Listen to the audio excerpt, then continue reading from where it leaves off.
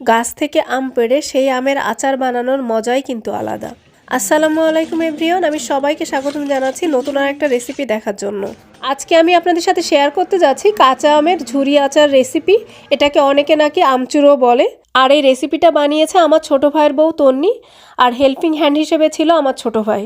তো এখানে আমরা 2.5 কেজি মতো আম নিয়েছি। তো আমগুলো ছুলে নেওয়ার পর খুব ভালো করে ধুয়ে নেওয়া হচ্ছে। এখন যেহেতু কাঁচা আমের সিজন, তো আমি ভাবতেছিলাম আপনাদের জন্য একটা কাঁচা আমের আচারের রেসিপি বানাবো। তো আমার ভাবনাটা অলরেডি আমার ছোট ভাইয়ের বউ কিভাবে টের পেয়ে গেল, সে নিজে থেকেই এই রেসিপিটা বানিয়ে কালকে আমাকে পাঠিয়ে দিল। আমি তো মহা হ্যাপি। তন্নি আর দিবস, আল্লাহ তোমাদেরকে অনেক বেশি ভালো রাখুক, আর অনেক মজার মজার রেসিপি আমার কাছে এভাবে পাঠাইতে থাকো, আর আমি এডিট করে আমার দর্শকদের জন্য শেয়ার করতে থাকি, ঠিক আছে? যাই হোক, আমগুলো খুব ভালো করে ধুয়ে নিয়েছে, তারপরে এটা গ্রেট করে নিল। এবার এই গ্রেট করা আমগুলো নিয়ে নিল একটা কাপড়ের মধ্যে, আর হাত দিয়ে চেপে চেপে আমের রসগুলো সব বের করে নিচ্ছে। এই আমের এই রসটা কিন্তু ফেলতে যাবেন না, এটা দিয়ে আপনারা জুসও বানিয়ে নিতে পারেন বা এমনিও এভাবে খেতে পারেন।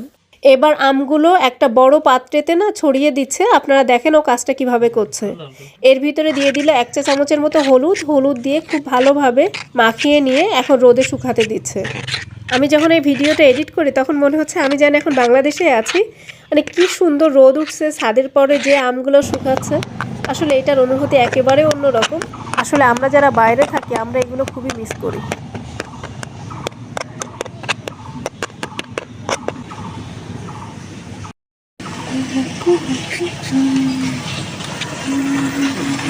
কয়েক ঘন্টার জন্য আমগুলো ছাদের উপরে শুকাতে দিয়েছে। এই সুযোগে তৈরি করে নিচ্ছে তেল।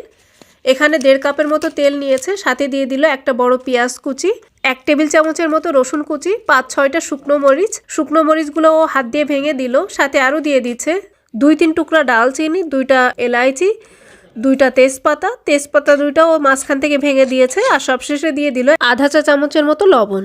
এবার সবকিছু খুব ভালো করে মিক্সড করে নিচ্ছে।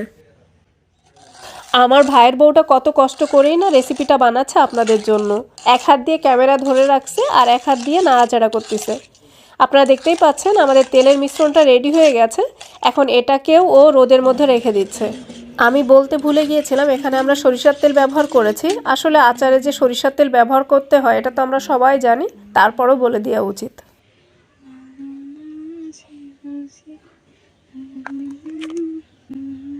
আমাদের আম মোটামুটি শুকিয়ে গেছে। তো ঠিক এই পর্যায়েও আমগুলা হাত দিয়ে ছাড়িয়ে তেলের মধ্যেও দিয়ে দিচ্ছে। আপনারা একটু লক্ষ্য করেন কাজটাও কিভাবে করছে। মোট কথা আমগুলো খুব ভালোভাবে ছাড়িয়ে দিবেন যাতে একটার সাথে আরেকটা লেগে না থাকে।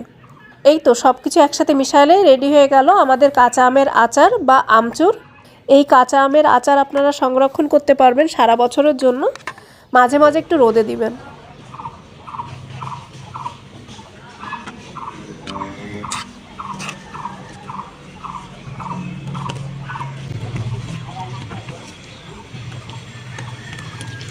আশা করছি আজকের এই সহজ রেসিপি আপনাদের অনেক ভালো লেগেছে। ভালো লাগলে অবশ্যই লাইক, কমেন্ট আর শেয়ার করবেন। ফলো করতে কিন্তু ভুলবেন না। সবাই খুব ভালো থাকবেন, সবাইকে ভালো রাখবেন। আবার আমি হাজির হব আপনাদের মাঝে নতুন কোনো রেসিপি নিয়ে। সেই পর্যন্ত আল্লাহ হাফেজ।